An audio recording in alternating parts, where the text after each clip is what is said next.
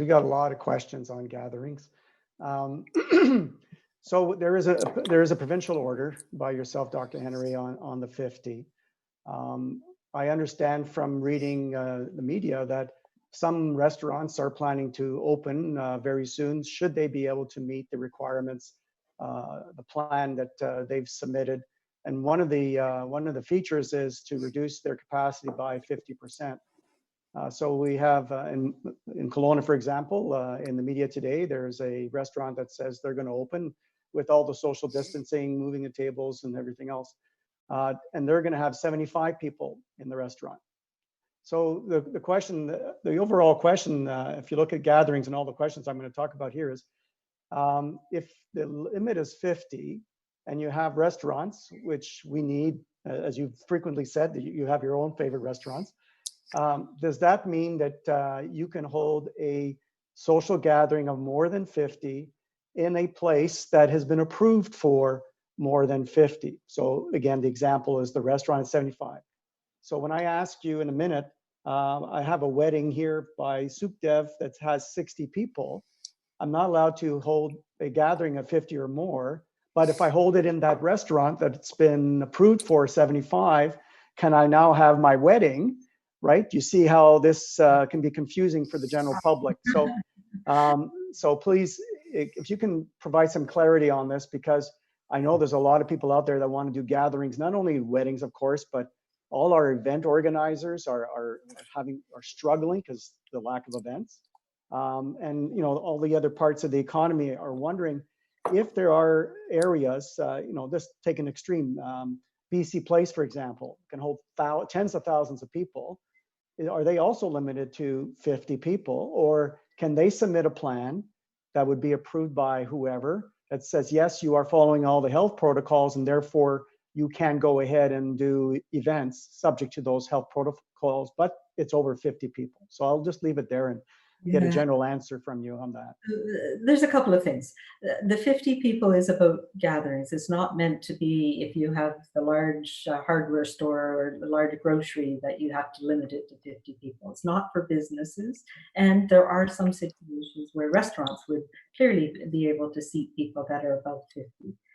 But that doesn't mean that they're all one gathering. So it's small groups within that restaurant. Not that you have one big table with 50 people at it.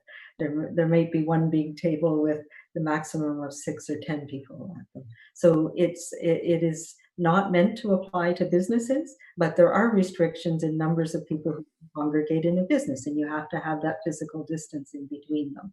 So yes, that it is slightly different, but there are also other restrictions for how businesses can run if they're big enough to hold more than 50 people in. In terms of gatherings, so we're talking about events like concerts, like sports games, like weddings, like big parties, big celebrations, even events like religious meetings and funerals that happen where people come together. Those we know are risky right now.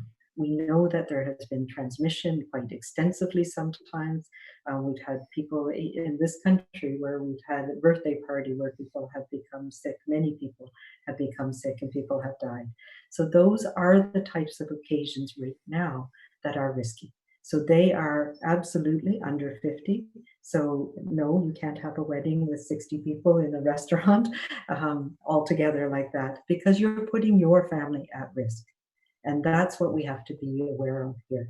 What we're looking at is, we say 50 for certain events, but that means you have to space people out. And it may not be appropriate in every venue. So if you're outside, yeah, so we could have a kid's baseball game with fewer people watching around the stands. So the parents would have to maintain their physical distancing, and we put some changes in place. But it doesn't mean we can have everybody gathered together in one place, unfortunately, right now. And there's other restrictions that we need to have in place. So if we're going to have a wedding, it definitely has to be under 50. And if it's outdoors, you can space people apart. That's good. But we don't want buffets, because we know those are places that you can also transmit this virus. So you have to look at things a little differently. And you have to be careful about people who are older and more at risk. So what I would suggest to people is that having small intimate weddings and looking at having those combinations of parties or celebrations or weddings or funerals that we have seen where people, particularly if they're older and more likely to be have severe illness with COVID-19, where they can participate remotely.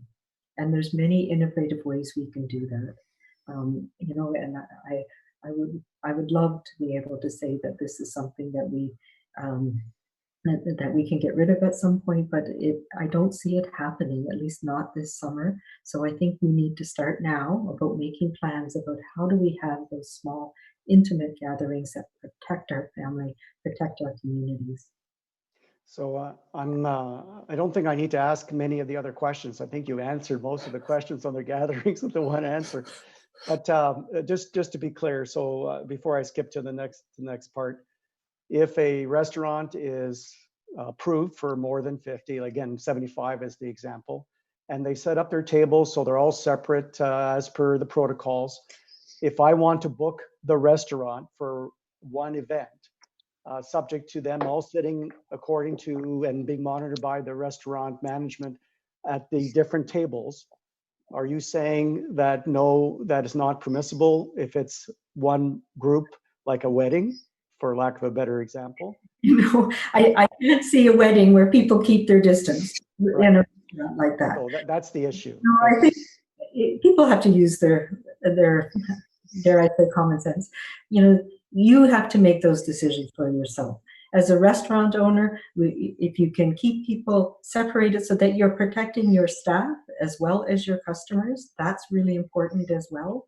And that you're able to keep people at their tables, and so they are separating from each other and doing all the appropriate things so that this doesn't take hold. And there's a really great paper that was just published around a very similar situation where there was a birthday party at a restaurant where somebody who unknowingly had a very mild illness, didn't realize, but was highly infectious. And you can see exactly which table people sat at and how it was transmitted. So, these are just the things that are dangerous right now in terms of the virus and spreading. So I think people need to take that into account. We don't want to be spreading this to our friends and family. And those are the people that we're closest with. Yeah, no,